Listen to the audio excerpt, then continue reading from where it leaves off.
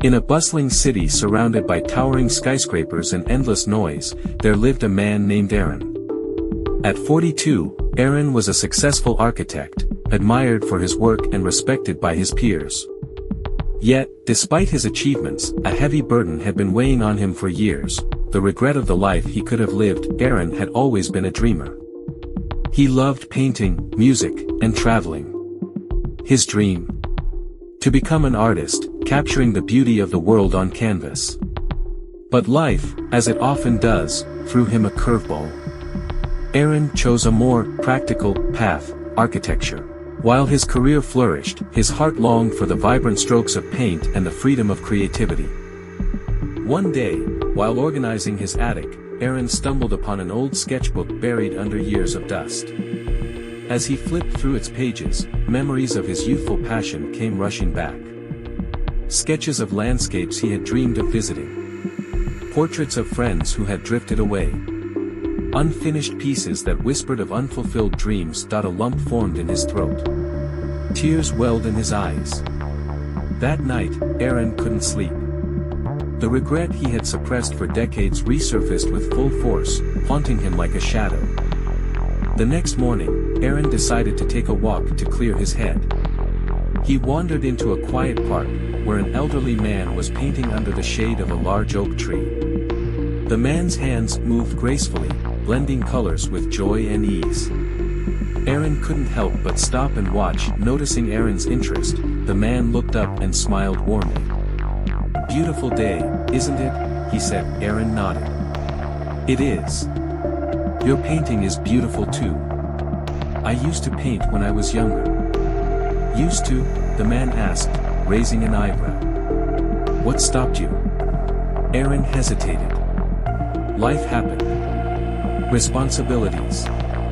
Career. Expectations. I always told myself I'd get back to it. But I never did. Now. It feels too late." The man chuckled softly. "Too late? My friend, do you know how old I am?" Aaron guessed, maybe 70. The man laughed. "Close. I'm 78. And do you know when I started painting?" "At 65. Aaron was stunned. "Really?" "Yes," the man said. "I spent most of my life as an accountant. I was good at it. But it never made me happy. When I retired, I realized I had two choices: spend the rest of my days regretting the life I didn't live, or start living the one I still could. So, I picked up a paintbrush. It was hard at first, but it brought me a joy I hadn't felt in decades."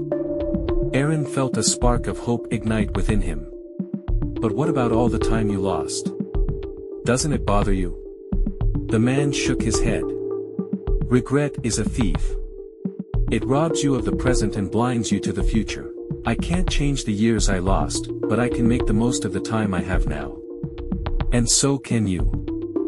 Those words stayed with Aaron long after he left the park. He realized that his regret wasn't about the past itself, but about the time he was wasting in the present by holding onto it. Inspired by the elderly man's story, Aaron made a decision. He would stop dwelling on what could have been, and start focusing on what could still be. That weekend, Aaron went to an art store. He bought paints, brushes, and canvases. It felt strange at first, like reconnecting with an old friend after years apart. His first attempts were clumsy, and self-doubt crept in. But Aaron remembered the man's words. "It was hard at first, but it brought me a joy I hadn't felt in decades." Slowly, painting became a part of Aaron's life again. Each brushstroke felt like a step toward healing, washing away the weight of his regret and reigniting his long-lost passion. One evening, Aaron's daughter, Emma, walked into his studio and saw his latest work. "Dad, this is amazing!